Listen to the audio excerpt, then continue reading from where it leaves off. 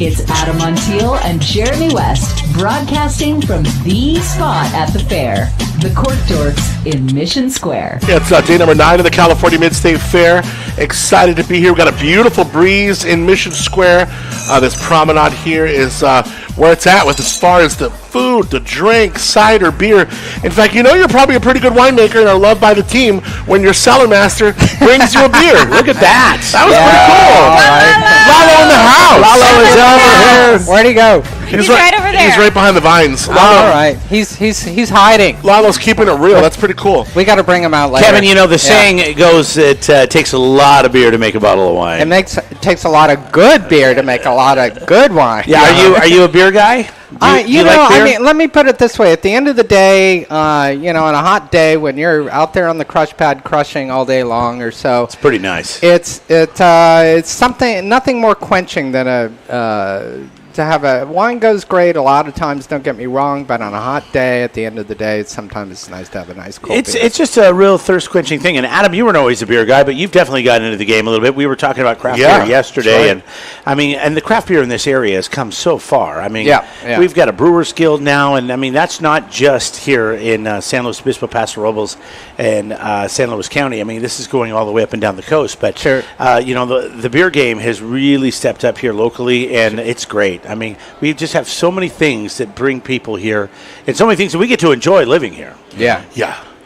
No, I mean we're really blessed. I mean, I had an opportunity. I worked at Firestone Vineyard for a few years or so I got to know the Firestone Walker family guys, and Matt Bendelson has been just doing he's been killing it for years out there. But now there's a whole host of breweries out there. I mean, Barrel House in Templeton's doing a great job too. But there's plenty out there. So it's motivating me to make better wine because I get better beer.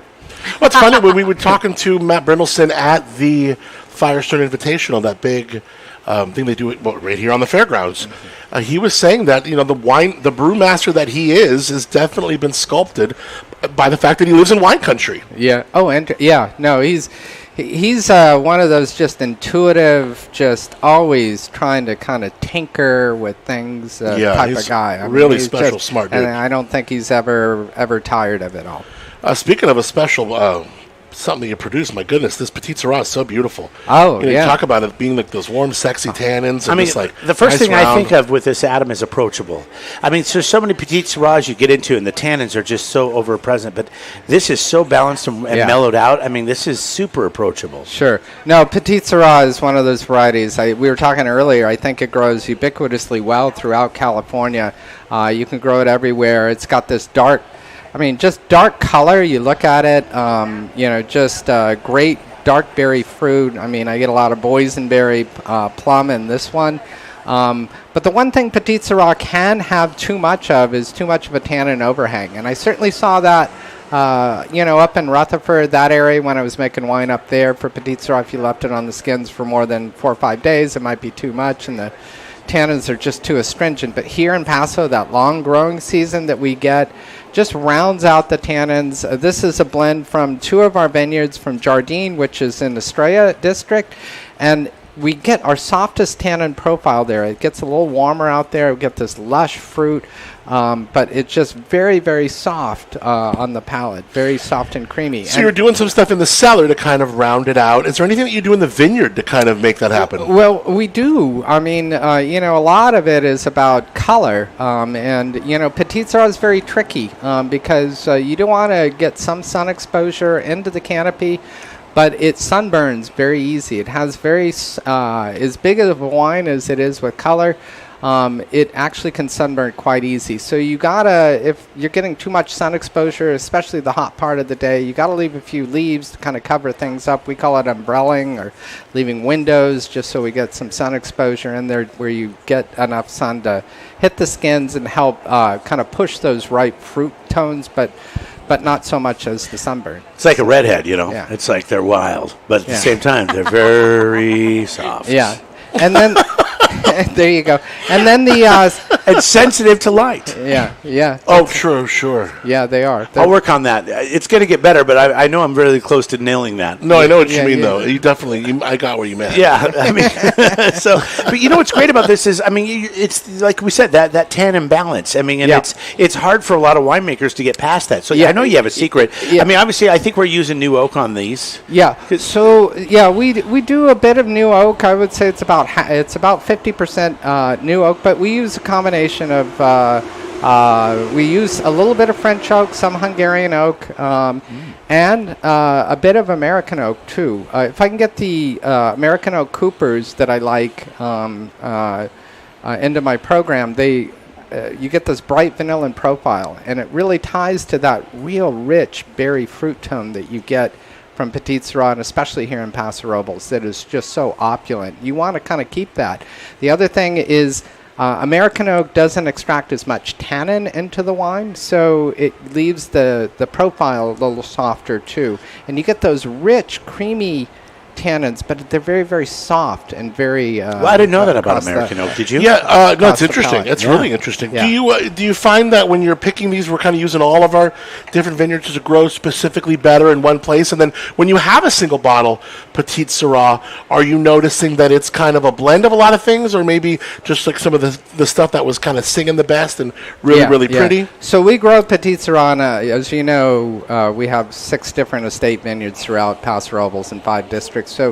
So we the Petite Sirah for this blend comes from our vineyard in Jardine, which is Estrella district, and our Creston Valley vineyard, which is Creston district. So we get more structure out in Creston, and that's kind of getting closer to that profile where you got to watch the tannins. It can get a little heavier, but it gives you some structure and some good mouthfeel overall. So I like blending the two from there and from our Jardine vineyard, where it has that softer tannin profile, but it has that just real rich in your face, that like that boysenberry-esque type fruit. Yeah, and just very silky tannin. Yeah, that is Kevin Willenberg. He is the winemaker at Vina Robles. Kathleen Wells is the hospitality director. How do people approach this wine? I mean, if I know anything about Petite Sirah, when I go in, I'm like, I don't know if I'm ready for a Petite Sirah today. That's going to be big. Obviously, if you have this one, that's not the case at all. It's super easy to drink. It's very approachable. Exactly, and I think the thing with Petite Sirah is that a lot of people are unfamiliar with Petite Sirah, and because we have several different Petite Sirahs, we're the great place to come in. You know, when you make your reservation, let us know that you're interested in the Petite Sirahs, and we can do a whole Petite Sirah flight for you. So you can taste through different styles of Petite Sirah, because we have several different ones that you're able to taste. Oh, that's pretty cool that you can actually kind of like tailor the flight to maybe what somebody is into. Well, you know, we have our standard tasting flights for somebody that's just walking in or doesn't know. But if you're looking for something in particular, if you let us know when you make your reservation, you can customize it. We'll tailor it to you, because the whole point of tasting is to figure out what you like, to try new things, to explore. And with our lineup of wines, you know, we have different cabs, we have different Petite Sirahs, you know, we have a ton of different whites. You can do that at Vina Robles. Yeah. There's a whole lot more than what you see like on the shelf. If you go look for Vina Robles wines. If you kind of go to the hospitality center, there's just some wines that we think are very interested, whether they be from a specific vineyard that showcases you something, or some varieties that we think do well that aren't quite ready for prime time. Or how about, wine club stuff? I'm sure you got some wine club stuff. It's exclusive, but people can taste that in their tasting room. So exactly. Really, you get the full library. Well, and the other thing is, our favorite customer is the brand new wine drinker. My team knows enough that they'll start, tell us what you like or what you think you like, and they'll be able to redirect you based off of the feedback you've given us on your first few wines to get you to taste things that they think you will like. And so, the experienced wine drinker pretty much knows what they like, but we love that brand new entry-level wine taster, because we get to teach them, and we get to show them. Yeah, and especially when they're open to things and yes. open to trying stuff. Exactly. Yeah, it makes the experience for both them and you a lot better, more Absolutely. rich. Yeah, that's awesome. VinaRobles.com. It's VinaRobles.com. Off the 46 East in Paso Robles. Of course, they got the amphitheater there. We're going to talk more about that coming up a little bit, but we have some more amazing wines to get to. Kevin Willenborg is the winemaker. Kathleen Wells is the hospitality director. When you make your reservation for tasting, just say, hey, I want Kathleen there. We want the best, right? Come on, we know we want the best. We're here live in Mission Square. We're getting ready to jump up on stage in a little bit, but we got one more to do, so stick around.